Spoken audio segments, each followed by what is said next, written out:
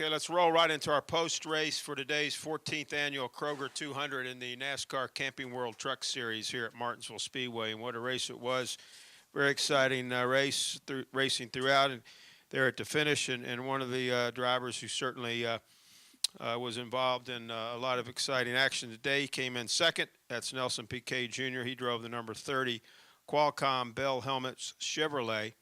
And Nelson, just talk about your run out there today. You and I were talking down on pit road how you're just now starting to get comfortable running at a place like Martinsville. Yeah, I mean, obviously coming from Formula One, this was probably the place which was the weirdest for me. And, you know, the weight, the power of these trucks, the size of the track, the way they race over here, I think from every aspect it was very different. So it took me last year, probably I did the 2 races over here, which, you know, honestly I was pretty much lost. The spring this year we didn't qualify well, but in the race we picked up. And obviously one of the things I told Turner Motorsports was that my weak areas was short tracks, and they were very good to me. They made us practice quite a bit in the short tracks, and Motor Mile went a few times. So it helped me, you know, understand a bit more the setup of the truck. And obviously, race, it just took me these 4 races to figure it out, how to race over here, you know. Positioning yourself, how to be aggressive, when to be aggressive, making sure your tire is going to be good at the end of the race, expecting that you're going to have a push once in a while. I had a fun day. Like I said yesterday and today, I was very optimistic over here. We qualified well. Raced well. Obviously, we would have wanted to win it, but I think we lost for Danny, so it's not a bad thing. Thank you, Nelson. And our third place finisher is Joey Coulter. He drove the number 22 RCR Darrell Gwynn Foundation Chevrolet. And Joey, talk about your run out there today. Certainly, you were in the mix there for a victory. You currently now come in here now. You're 5th in points. 46 out, but talk about your run out there today, Joey. It was a good run today. We didn't start off the weekend the way we wanted to. We didn't practice very well. We didn't qualify all that great, but I felt like after final practice, I felt like we had a good piece for the race, and the guys did a great job on pit road. I mean, we gained a lot of spots with the work they did on pit road, which that's pretty key here. It's hard to pass and keep defenders on at the same time. So it's good to have the team do what they did today. Rest of the race, you'll be in there at the end. Like Nelson just said, it's a lot about putting yourself in the right position and being there. We had a couple cautions fall our way, get us lined up on the inside for that last restart, which was I think pretty huge advantage with all the. I guess you'd call it close quarters racing that goes on the last 10 or 15 laps. But it was a real good day for the Darrell Gwynn Chevy, and pretty good day in the points too. Thank you, Joey. And now our new points leader came in 6th today, James Buescher. He drove the number 31 Great Clips Chevrolet. James now comes in with a 21-point lead over Ty Dillon. Certainly a shakeup in the standings here today, James. Your thoughts about today's race? And now you'll go to Texas with the points lead. Everybody thought Talladega was going to be the big shakeup race. I was more worried about Talladega than I was about this one, but I guess I was wrong. We were a lap down, I think 28th at one point today, and the guys did a good job getting the adjustments back in the truck when we got the lucky dog, and we went back to work. Picked our way through and got a bunch of spots, and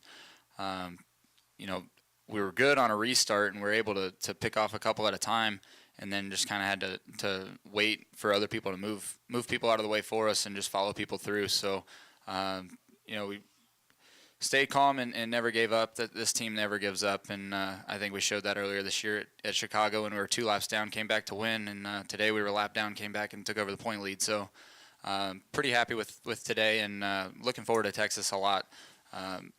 I keep saying that I would like to win 1 or 2 more races before the end of the year, and we got 3 more tries to do it. And Texas is a place that would mean a lot to me to win a race, not only to try to extend the point lead, but it's my home track, and I haven't won there yet. So I'm looking forward to these last 3 races, and we just need to do everything we can to keep this points lead and hopefully be that champion at the end of the race in Homestead.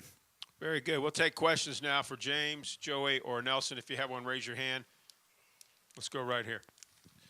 Reed Spencer with NASCAR Wire Service. James, midway through the race, a lap down, could you have imagined a turnaround that at that point amounted to more than 30 points? And do you feel like you're in control of the race right now as far as the championship goes?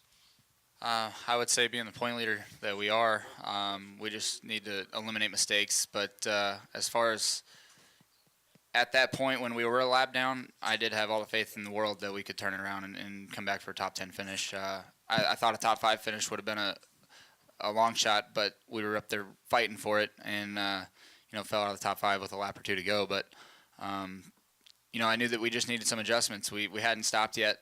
We were still on the initial run, and I knew that we could get the back end and the track better. We were just really loose and just needed to come to pit road and get an adjustment and hit reset, and we did that. And Michael Shelton made good calls on what to do to get the truck better, and it was able to go forward the rest of the day. Press box has questions. Go ahead, press box. Nelson, you drove pretty aggressively down there today. Did you have any particular strategy about how you wanted to make your moves going into this race?